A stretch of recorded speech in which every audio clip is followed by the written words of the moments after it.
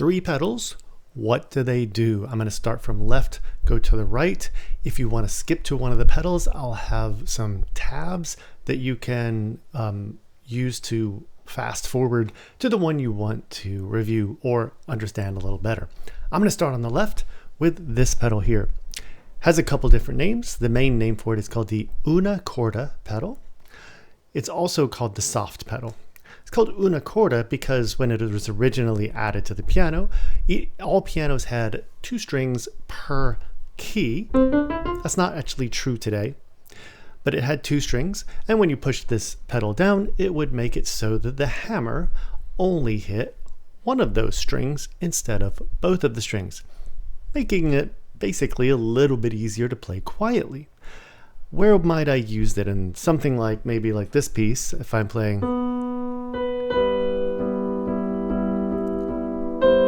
Now I wouldn't necessarily use it at the beginning of this piece, but let's assume I want to play a little quieter and I just wanted to make it a little easier.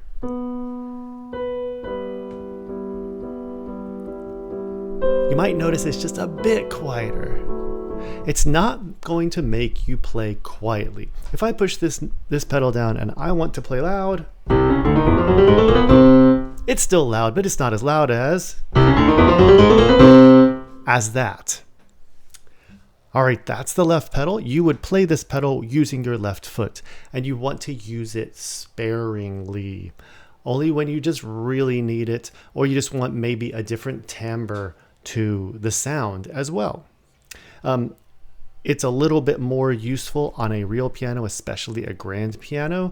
On a grand piano, it does something similar to what it originally did. It changes it so you're hitting either 2 or 1 of the strings, depending on which keys you're hitting. On an upright piano, it just takes those hammers, strings, moves the hammers a little closer to the strings, so they have less distance to go. With less distance, you're going to hit the strings less hard or less quickly. Middle pedal. This is called the Sostenuto pedal.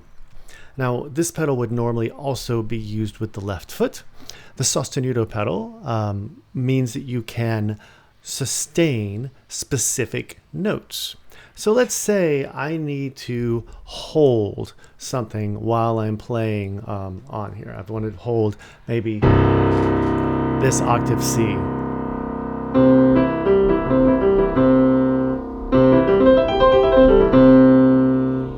Now I'm still holding that low octave C while not holding the other notes that I just played. This can be useful in a very small number of pieces. There are some pieces by Debussy that it could be used in. Just you're not going to be able to use it very effectively in classical and even in most romantic period composers. One of the drawbacks to this is how it's used. So the way to use it is you would hold the notes that you want to have sustain by themselves. Let's say these low Cs. Then I push the pedal down. Then I release those notes. Now those 2 notes are the only 2 that are going to sustain. Now, if I have, say, some notes that I would like to sustain in this way, but other notes are already playing with it, it's not going to be very easy for me to hold or sustain only those notes. This is what makes it a little bit more difficult. You can use it for any number of notes. Let's say I just wanted to hold these notes down. I also don't have to make any sound with the notes. I only have to push the keys down. Then, I haven't pushed the pedal yet, push the pedal. It has now sustained those 4 notes, but not any of the notes in between. Last, but obviously most important, is the damper pedal, sometimes known as the sustain pedal also.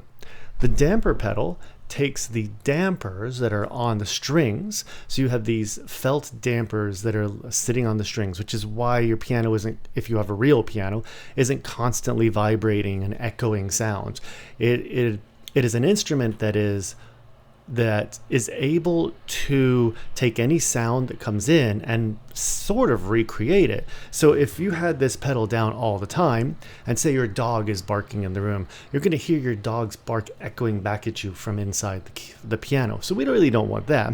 We also don't want the dampers off all the time, because let's say I'm playing something. Starts to sound a little muddy, right? We don't want it to sound muddy like that. So we can use this pedal to allow us to have that nice sustained sound and like undampered sound while not having it be unclear. So how would I use it for the same piece I just played, which was obviously for release? I may not press it down for that, and then I'm going to go a little bit slow.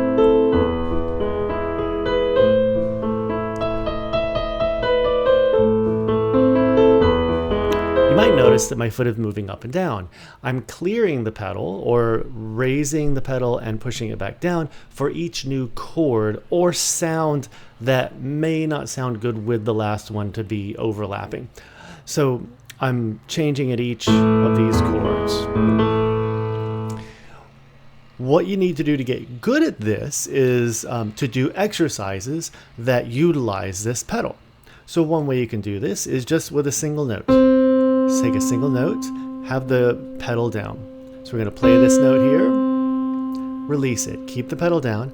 Now as you play the next note, you're going to lift the pedal and push it back down. Watch me do it. Now we're going to go to the next note, push the note down, lift the pedal, push it back down. You want to do this as quickly as possible, but you don't want to lift the pedal too early. You lift the pedal too early, you stop the sound.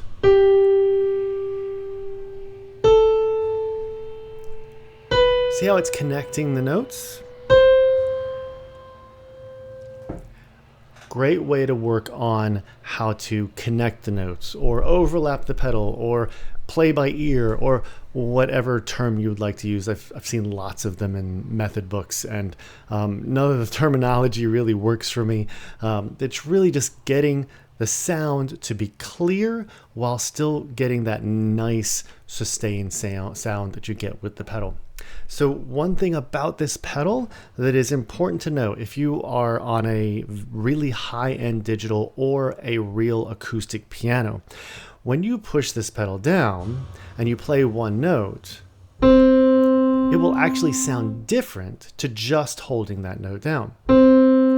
Now, if you're on just a regular digital piano, now this is a digital piano, but it's a very high-end one, so it emulates overtones. I'll explain that in another video. And because of that, the sound of just doing this and the sound of doing this is slightly different. The reason for that is that when I'm pushing the pedal down on a real acoustic piano, again, it is releasing the dampers off of all of the strings. So if I play this note, you're not just hearing the three strings that are on this middle C vibrate, you're also hearing other strings from other notes, which would be the overtone notes, vibrating at the same frequency as well as at their own frequency. So you're hearing a lot of different sounds. You may not hear it directly and say, oh yeah, I think I'm hearing this note, that you're not going to think that way, but you will actually hear something a little different. And that's what's going on when you're listening to that. I hope this was helpful, learning about these pedals down here. And if you have any questions about them, please let me know. I'll have some other videos later on at some point on how to practice using this right pedal, because it is going to be the most important one that you use.